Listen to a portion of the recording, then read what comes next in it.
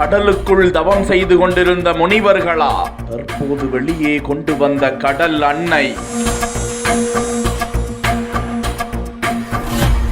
முருகனின் இரண்டாம் படை வீடான திருச்செந்தூருக்கு செல்பவர்கள் அந்த ஆலயத்தை கட்டிய மௌன சுவாமி, காசி சுவாமி, ஆறுமுக சுவாமி, அதன் வெளிப்பிரகாரத்தை கட்டிய சித்தர் ஞான ஸ்ரீவள்ளி நாயக சுவாமி, அந்த திருக்கோவிலின் ராஜகோபுரத்தை கட்டிய சித்தர் என கூறப்படும் ஞான ஸ்ரீ தேசிய மூர்த்தி சுவாமிகளை 5 சித்தர்கள் என அந்த செந்தூர் முருகன் கோவிலிலேயே கடற்கரை அருகாமையில் அவர்களுக்கு சமாதி எழுப்பி காலம் காலமாக வேண்டி வருவது அனைவரும் அறிந்ததே. இப்படி அந்த கோவில் திருப்பணியை செய்த சித்தர்கள் ஏராளமானோர் இருக்கலாம் என்றும் கருதப்படும் நிலையில் அவர்கள் அந்த முருகப்பெருமானை நோக்கி கடுமையான தவம் இருந்துதான் அந்த சக்தி வாய்ந்த கோவிலை எழுப்பி இருக்க முடியும். இத்தனை பெரிய பறந்து விரிந்த கடலின் கரையில் கட்ட வேண்டும் என்றால் எத்தனை அறிவியல் விஞ்ஞானம் அந்த காலத்தில் தெரிந்திருக்க வேண்டும்.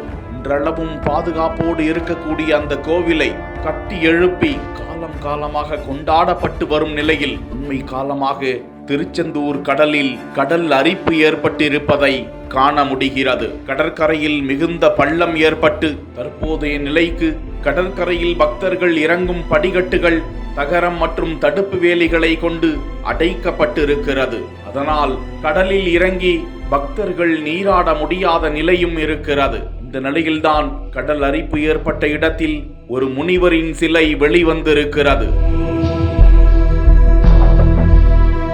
அதனை பார்க்கும் போதே ஜடாமுடி, கழுத்து மற்றும் கையில் ருத்ராட்ச மாலைகளை அணிந்திருக்கும் அவர் பெரிய தாடியுடன் காணப்படுகிறார். கம்பீரமாக காணப்படும் அந்த முனிவர் தவ நிலையில் அமர்ந்தவாறு கடலுக்குள் இருந்து கிடைக்க பெற்றிருக்க ஏராளமானோர் இவர் பல 100 ஆண்டுகளுக்கு முன்போ அல்லது பல 1000 ஆண்டுகளுக்கு முன்போ முருகப்பெருமானையும் அந்த சிவபெருமானையும் நோக்கி கடுமையாக தவம் இருந்து கொண்டிருந்தவராக இருக்கலாம் என கருதுகிறார்கள். இதேபோல் பெண் உருவம் கொண்ட 1 அடி உயரம் உள்ள மற்றொரு சிலையும் நாக வடிவிலான பல சிலைகளும் அந்த பகுதியில் தென்பட்டிருக்க அதனை அடுத்து இந்து சமய அறநிலையத்துறை அதிகாரிகள் பாதுகாத்து ஆய்வு செய்ய வேண்டும் என வேண்டுகோள்களை பக்தர்கள் எழுப்பி வருகிறார்கள்.